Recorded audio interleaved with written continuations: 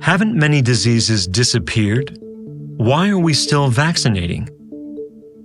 Clean water, good sanitation, and widely used vaccines have played big roles in reducing once common, widespread diseases.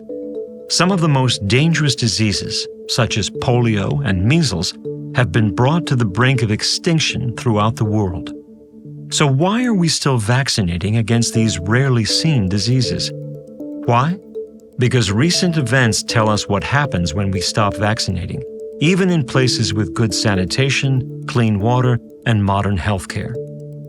Up until the 1940s, pertussis was common all over the world, also called whooping cough for its violent coughing fits and desperate gasping. Pertussis-infected children struggle for air through their swollen windpipes. Sometimes these children vomit from coughing so hard, or turn blue and pass out from lack of oxygen.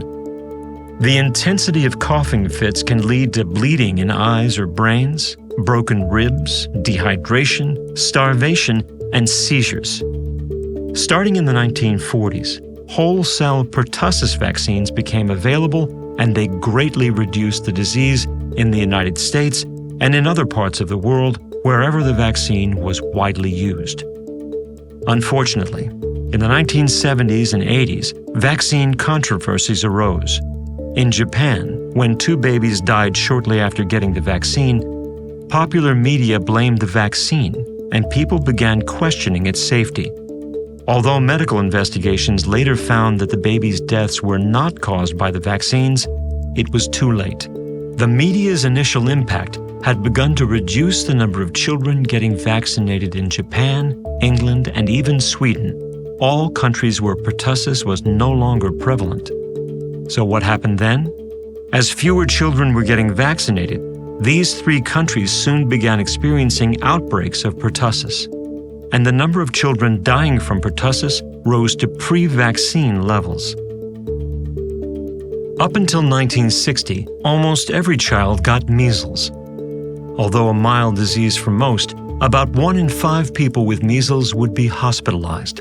1 in 20 with measles would get pneumonia, and 1 out of 1,000 would develop encephalitis, swelling of the brain, that can lead to convulsions, deafness, and intellectual disabilities, with 500 children dying every year.